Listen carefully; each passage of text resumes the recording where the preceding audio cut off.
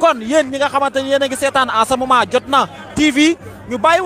bàyyiloo waat leen xel ngeen xam ne c'est trop tôt pour dire qu'en réalité c'est la victoire avec ce régime là la victoire mën ta yam ci li nga xamante ne moom mooy contrôle judiciaire avec ce régime là foofu ñu xam ne lii nga xamante ne ñoo ngi ko tàmbali tey lu xam lii tey c'est infime lu tuuti la tuuti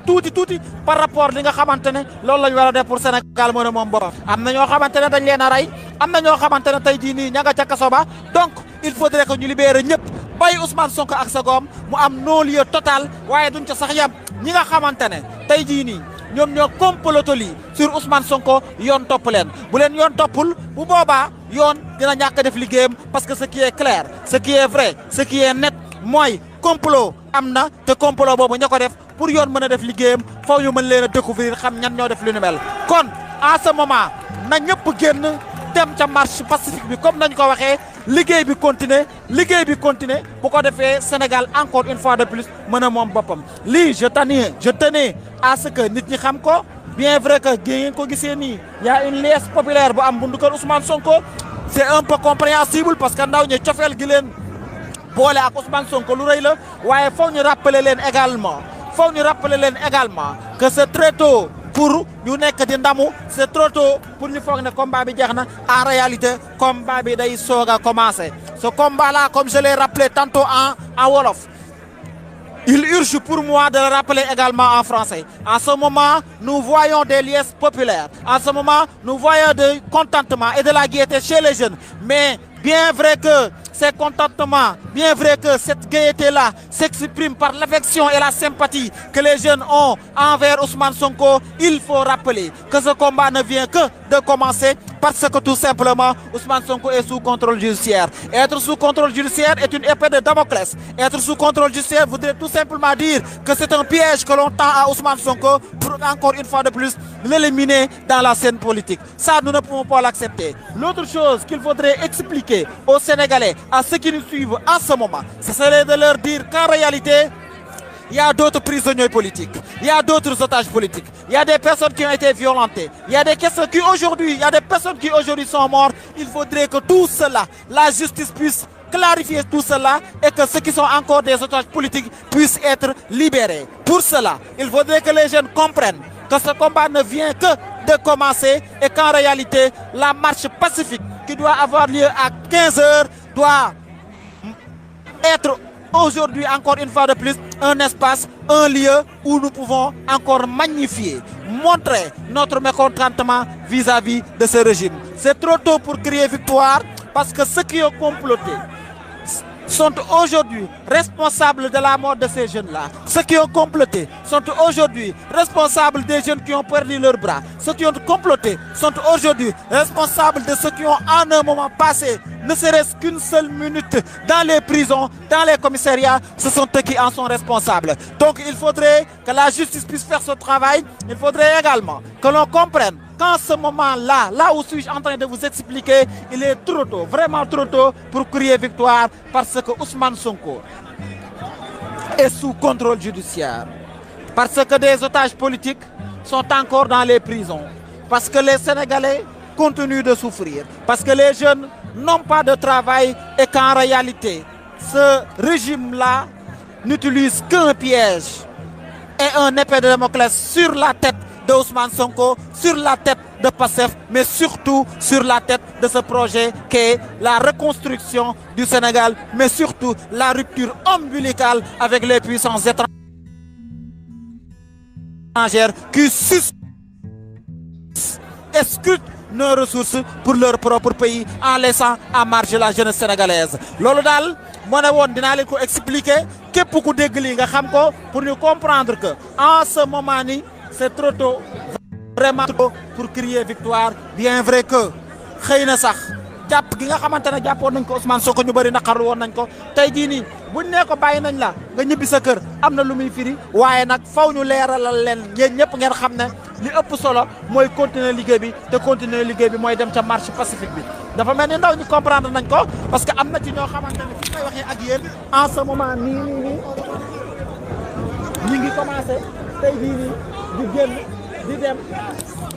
ca marché ba di dem ca marché ba loolu seetlu nañ ko fi ndaw ñaa ngi commencé dem ndànk-ndànk ñu ngi commencé bouger te loolu mooy li nga xamante ne moom lañ leen sant mooy mission bi nga xamante ne moom fi war a am parce que mbir mi day soog a tàmbali képp Ousmane Sonko est encore sous contrôle judiciaire Ousmane Sonko encore une fois de plus dañoo jël loo xamante ne mën na koo topp ñu teg ko ci kawam muy nuru ne bàyyi nañ leen te bàyyiwuñ leen loolu duñu ko nangu loolu sénégalais yi muñu ko nangu ah li daal ngeen gis ko gis ngeen ndaw si soxna see mooy Ndeye Ndack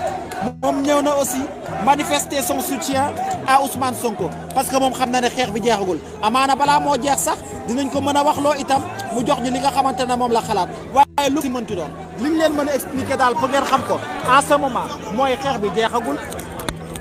xeex bi day soog a tàmbali parce que tout simplement am na ay otages politiques parce que tout simplement y a des comploteurs parce que tout simplement des personnes sont mortes te ñi nga xamante ne ñoom ñoo dee ci mbir mii les responsables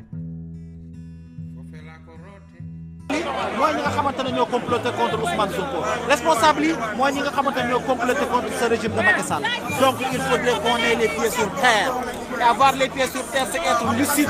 de ne pas être euphorique ñu xam bu baax a baax ne le combat contre ceci n'est qu'un contrôle judiciaire et que lii ñu ko def nii réglé wul benn problème ci li nga xamante ne moo naqari sénégalais yi am na ñeneen ñoo xamante ne fii may waxee yéen ba tey ña nga ca kaso ba Guy Marius Sagna gis ngeen ni mu liggéey ci réew mi Birame Souleye Diop gis ngeen li mu fiy liggéey Abbas gis ngeen li mu fiy liggéey ak ñeneen ñi nga xamante ne dañ leen a jàpp ku ci mel ni Mor Niang ak ñeneen kon foofu ngeen xam benn affaire mënuñoo nangu mbir mi yam fii ñu neexal ñu rek jox ñu Ousmane Sonko nañu contrôle judiciaire la ñun ñëpp di tëb ak di dal loolu dafa jar a bàyyi xel bu baax a baax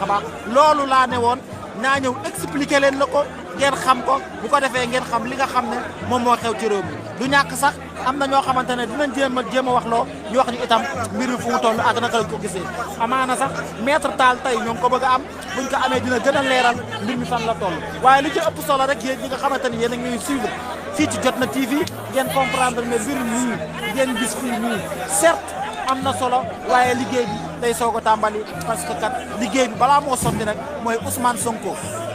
ñu rétablir que dans tous ses droits rétablir ñëpp ñu jàpp dans leurs droits waaye surtout ñu sanctionner ñi nga xamante ne ñoo def complot bi et sanction boobu lan moo ko mën a waral mooy justice traqué leen ba jàpp ñu def ni mel sénégalais yi gis ko xam ne ñii ce sont des ennemis de la république xam ne ñii ce sont eux qui sont responsables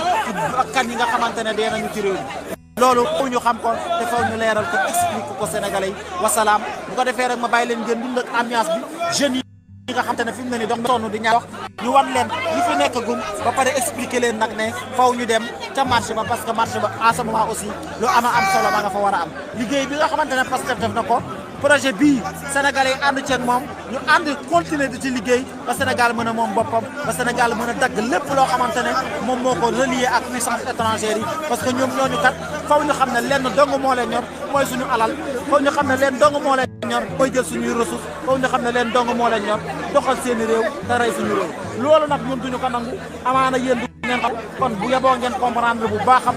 baax lii nga xamante ne tey jii moo am ci réew mi ñu xam ne lii du dara par rapport ak résultat escompté bi nga xamante ne moom la ñu soxla pour liggéey bi loolu daal laa demoon dinaa leen ko leeralal bu ko defee ngeen xam ko bu baax a baax ngeen gis li nga xamante ne tey jii moo am ci réew mi ngeen comprendre ko bu baax a baax tous à la place de l'Obélisque à 15h parce que heure dem jot na y a des morts aux Parcelles y a des morts feneen ak feneen loolu duñu ko nangu dee mënta am ñu toog fii tey ñun waa Jotna TV di sargal ak di mbégte ak trier victoire c'est trop tôt pour le faire kon am nañu dee loo xamante ni seen bakkan yooyu waruñoo rester impuni te am na ñoo xam ne fii may waxee ak yéen dee nañu fële ca Parcelles am na ñoo xam ne fii may waxee ak yéen ñi ngi xeex fële ca Parcelles loolu dafa jar a bàyyi xel bu baax a baax tous à la place de l'Obélisque.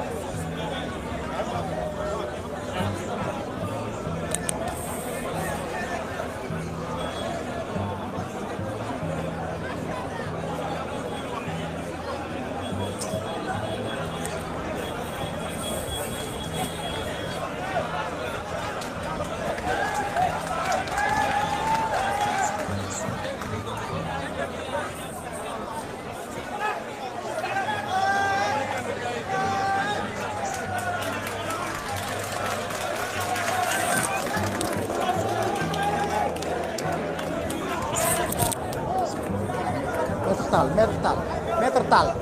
maître Tall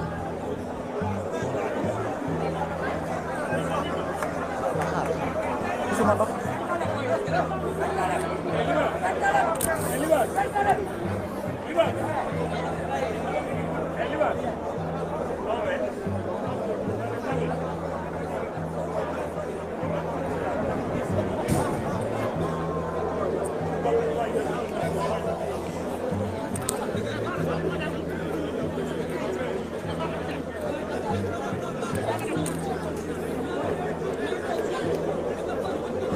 yéen a gisandoo noonu ci Ndeye Ndack la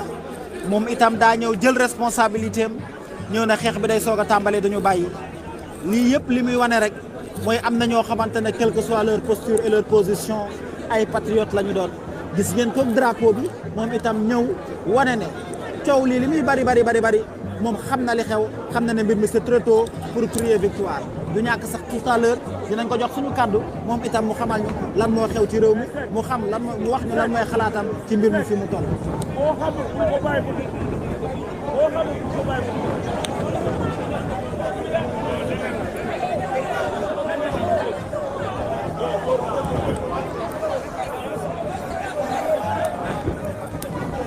may ma ko jaar waaw ana sa caméra maa ngi ñëw salaamaaleykum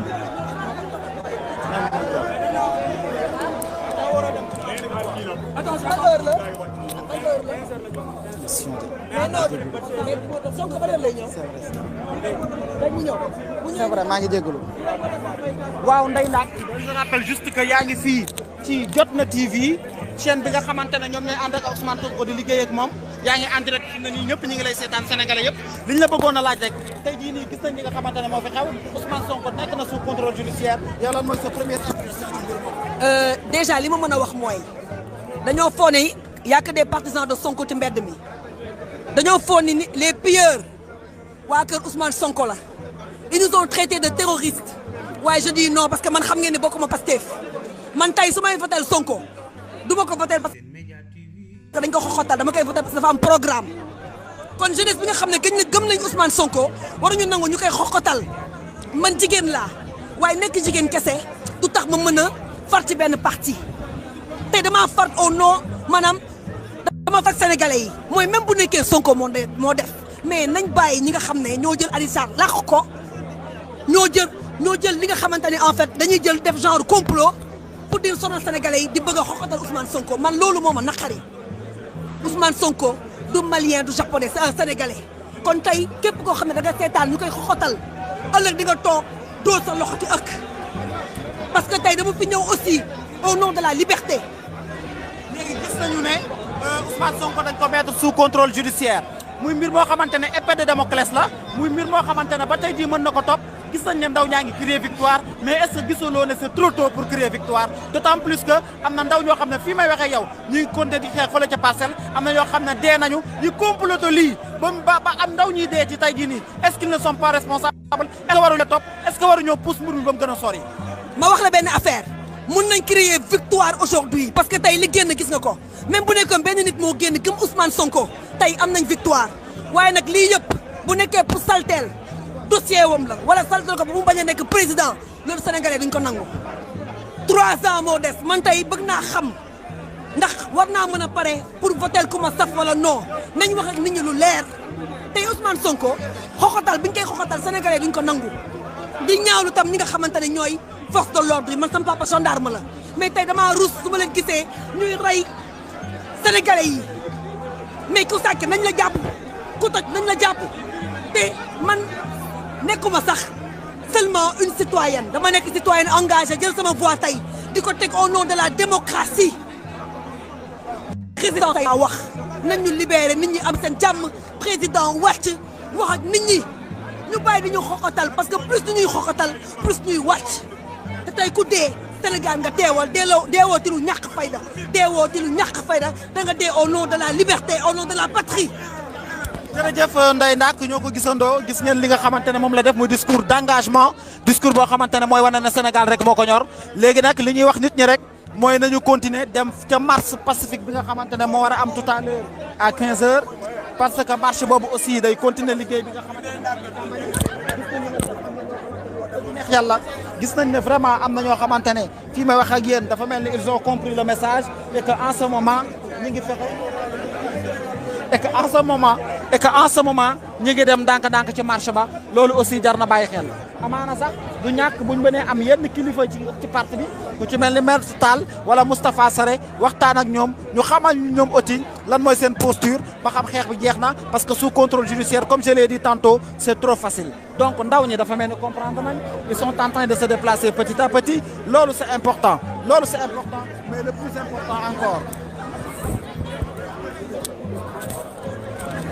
mais le plus important encore une fois de plus mooy rek ñu fexe ba ndaw ñi comprendre ne mbir mi day soog a tàmbali ñu jot a jàpp ñu bàyyi leen ñi nga xamante ne ñoo dee ci mbir mi ñu fexe ba jël ñi nga xamante ne ñoo comploté lii seen responsabilité engagé wu ci lii ñu xam ne ñoom ñooy les premiers responsables face à cela donc ndam lii nga xamante ne ñi ñaa ngi koy wax amaana ndam lu tuuti la par rapport ak ndam li nga xamante ne bëgg nañ ko parce que ndam li nga xamante ne ñoo bëgg Sénégal moo nekk ndam loo xamante ne fi mu ne nii dil ak jaay affaire dootul am ci réew mi mais surtout ñu traqué ñi nga xamante ne ñoo def jëf yu ñaaw yi lii daal laa ne woon dinañ leen ko expliquer yéen ñi nga xamante ne yéen ñuy suivre fii ci Jotna comme ni ngeen ko gisee bu ñu ko Ousmane Sonko nit ñaa ngi fi ba tey waaye ñi fi nekk ñëpp képp koo xam ne yaa ngi ñuy suivre ko mën a jottali sa morom nañu continuer dem ca marche pacifique bi la parce que marche boobu aussi lu ama am solo la liggéey bi day soog a tàmbali liggéey bi eggagul fa mu jëm ndaxte nag li ñu ko def mooy sous contrôle judiciaire maanaam génnee nañ ko def ko këram waaye fi mu ne nii ba tey jii nii justice bàyyeegu ko parce que li ñu wax mooy Ousmane Sonko inculpé et sous contrôle judiciaire est-ce que dañoo war a yem ci loolu rek ba gis ñëw ñu nax ñu bañ a bokk ci ay élection déedéet yaakaar naa ne loolu war ñu koo nax leneen li nga xam ne aussi jar na bàyyi moo di ñii nga xamante ne gis ngeen kële di maître Tall ndaw ñaa ngi koy topp di crier victoire mais moom du ñàkk dina wax ak ndaw ñi xamal leen situation bi nga xamante ne moo am ci réew mi dañu comprendre ne lu mu métti rek foofu ñu xam ne mbir mi jeexagul mbir mi day soog a tàmbali tout simplement loolu daal laa ne woon dinaa leen ko wax loolu laa ne woon dinaa leen ko expliquer loolu laa leen waxoon ne dinaa leen ko leeral loolu daal laa ne woon dinaa ko expliquer Sénégalais yi loolu daal bëggoon naa mu leer xanaa rek ma jëlaat keneen koo xamante ne c'est un jeune moom it mu xam carrément ne mbir mi xeex bi kat day soog a tàmbali rek sëñ bi yow naka nga tudd. man maa ngi tudd Serigne Abdou Mbar Sow maa ngi dëkk Tivaouane di juriste di chroniqueur mais tey jii je suis le président du mouvement Sonko 5e président. léegi gis nañ li nga xamante ne moo xew ndaw ñaa ngi ndam di yëkkati yow juriste nga Ousmane Sonko dañ ko placé sous contrôle judiciaire xam nga loolu li muy firi en tant que juriste est-ce que doo ko xamal ñu ngi seetaan ñu xam ne sax tàmbale waaw xam nga li ñuy tuddee contrôle judiciaire sous contrôle judiciaire ñu ngi ko tuddee en droit pénal moom si wàllu boppam tey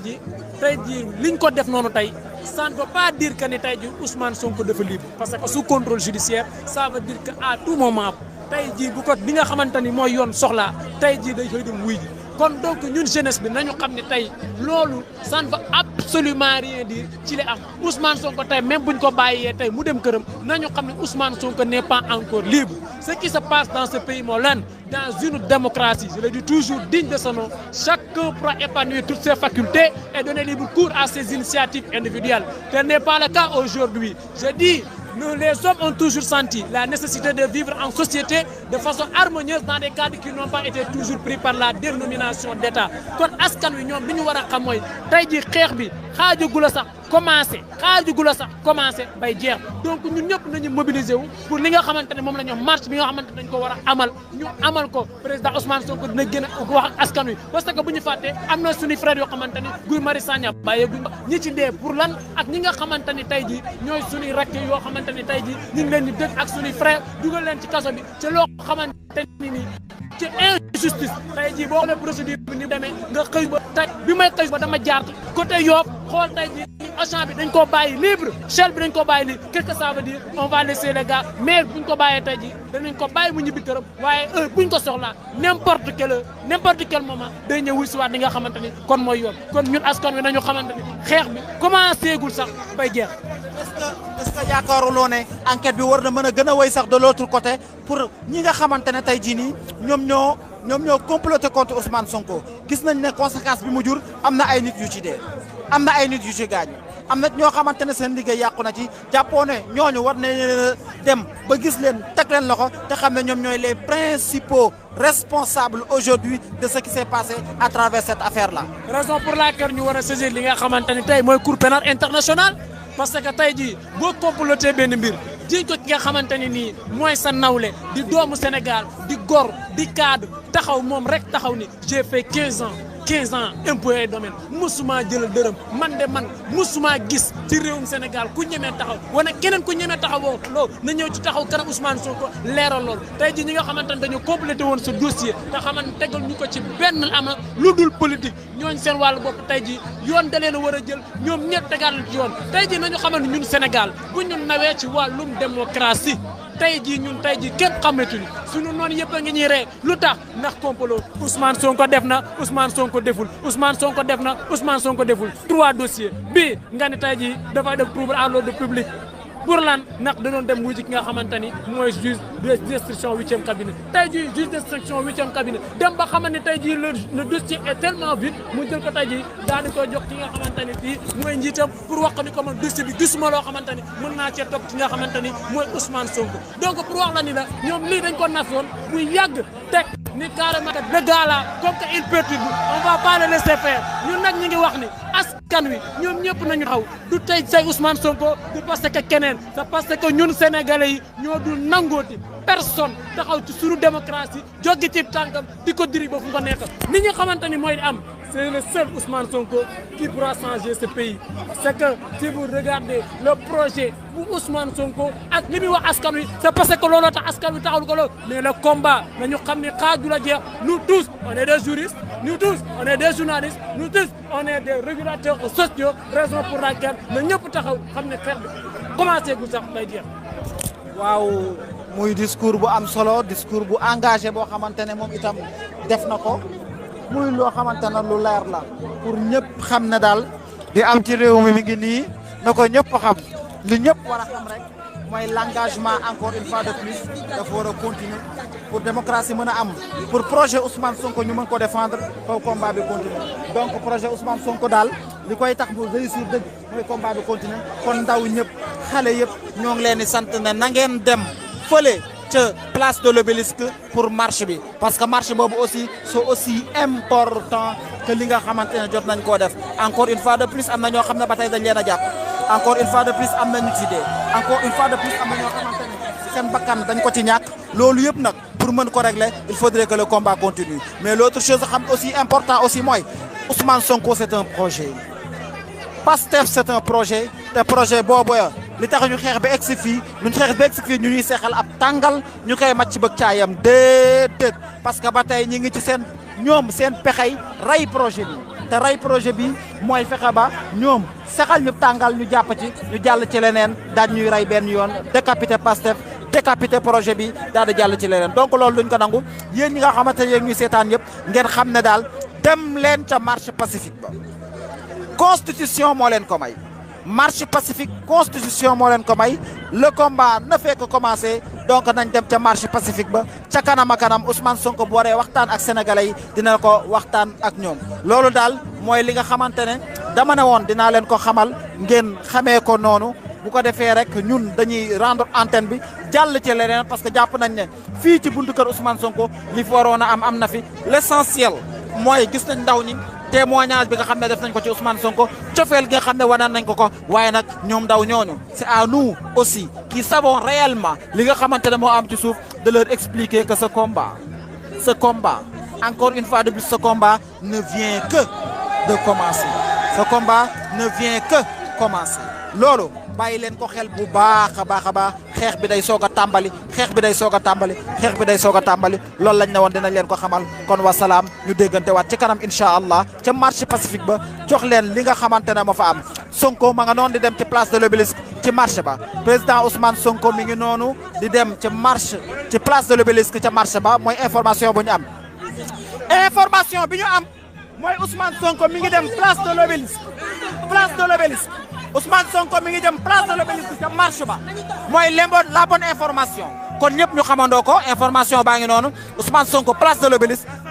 parce que xam na en réalité ne combat bi day soog a tàmbali Ousmane Sonko wax na loolu leeral na ñu génnee ko mu ne ma nga jubal place de l'Obélisque pour daje fa ak ndaw ñi ndaw ñëpp nañ ko xamandoo Ousmane Sonko place de l'Obélisque le combat vient de commencer loolu lañ la woon dinañ leen ko xamal.